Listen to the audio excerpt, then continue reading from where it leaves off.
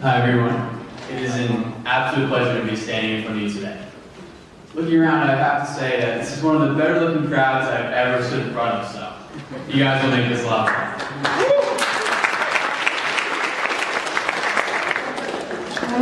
Now before I get into the reason I'm up here with you today, I've got a small confession to make. I'm a big time Grey's Anatomy fan. Any fellow Grey's fans out there? Okay, we got a couple. Ever since 4th or 5th grade, every Thursday night, my mom, my sister, and I, and even sometimes my dad, we'd plop down on the living room couch and get ready for that week's episode. Now my favorite character, I heard his name before, was Dr. Derek Shepherd. I mean, come on, how could you not love that guy? What I love about Dr. Shepherd is that he would perform magic with his hands. He'd race between the operating room and the emergency room, working wonders and saving lives. And I remember thinking back then, 4th grade, this is what I would do with my future. I decided I would go to college, I'd graduate, go to med school, go continue on my residency for specializing and becoming a neurosurgeon. I had it all planned out, and it'd be great. And then a few years later, I got to middle school, and I thought, what about being a lawyer? Right? That was kind of fun. My mom sure liked it, right? Being a lawyer, you deal with one of the founding principles of our country, the law. And I thought that could be a great future for me. And then I got to high school, and now I really knew what I wanted to do with the next part of my life. I'd be an investment banker, and they'd call me the Wolf of Wall Street. And every morning, I'd be walking down Park Avenue with a briefcase full of money in one hand and a hot coffee in the other. Okay, I think you get the point. To say I was a bit confused about what the next step of my life should be, given all these opportunities, well, that would be a big understatement. And when I got to college, things didn't necessarily improve. I loved college life, don't get me wrong. Being on campus was great. I met diverse people who challenged me. But I was thrust into this fast-paced environment, surrounded by people who seemingly had their entire lives planned out. My friends and peers would be talking about the next 5, 10, 15, and 20 years, the jobs they'd have, where they'd be living, even the cars they'd drive. I'd go to get lunch with a few buddies, and while I'm busy staring at the menu trying to decide between the grilled cheese and the turkey flow, they'd be behind me talking about the Goldman Sachs internship and the JP Morgan one. And it was downright scary. It felt like the universe sent a message to every person on campus, telling them what they were meant to do with the next part of their life. And I just overslept that morning. I want to be clear, there's nothing wrong with having a plan. If you know what you want to do with your life, go surround yourself with people who are doing that. Learn from them, go try yourself. And if you fail, get up and do it again. But if you're anything like me, it's not that clear. Now, a few years before this, back in high school, one of my good friends, Justin Lapizan, and I had started a small company. And we had a lot of fun doing it. We loved the work of growing this startup and really enjoyed it. But after being on campus at college, I convinced myself that this wasn't a future, that there was nothing that could come from this, and for the matter, any entrepreneurial venture. I told myself I'd have to conform to the jobs my peers were seeking, because only those were real and could provide me with the life that I eventually wanted to live.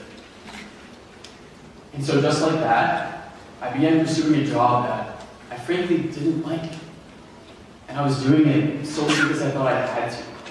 If you would ask me at the time, I don't think I could have told you why, or what I hoped to take out of it. And yet, at the same time, I kept reading and hearing about all these incredible people around the country, around the world, who had found a way to bridge the divide between their passions and a sustainable future. And I thought, one, are they real? Do they actually exist? And two, where are they? if I could find them and talk to them and learn from them, maybe that could help me find my inner passion and create the life that I wanted to live. So, in the spirit of being crazy kids, Justin and I decided to do just that.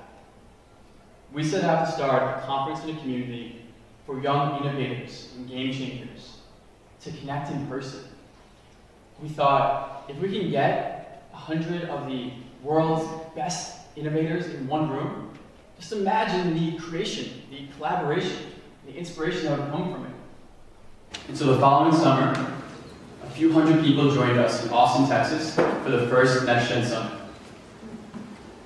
We had Forbes under 30 honorees, Teal Fellows, people who have been named to the Time 20 to 20 list, startup investors, politicians, scientists, you name it, across so many fields. People who were working on their passions, who were doing work that inspired them every day. And it was absolutely incredible. It was one of the best weekends of my life, and still is. But I couldn't have told you at the time just how much that weekend would change my life. Now, before the event, Justin and I had started a small Facebook group with the sole intention of helping our attendees find roommates for the conference. We understood it was expensive to join us in Austin, and we hoped that by pairing people, they could maybe bunk up in a hotel room and save a few bucks. But in the weeks following the event, we received countless calls, messages, and texts from attendees asking if they could add their friend, their co-founder, someone they knew in their network, to our online community, to also partake in the experience of exploring your passion and learning from people who are like-minded as you. And in the years since, that small Facebook group has grown into a fully fledged community with thousands of active young innovators.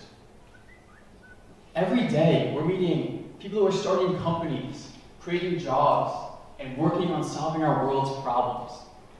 And it's incredible. But what blows me away more than any of the talent is our community members' willingness to give back. We have an unwritten rule at NextGen that goes along the lines of, for every one time you receive help, give it 10. And this system of being so willing to give back has allowed our group of thousands of brilliant people to organically grow and to take each person to new heights.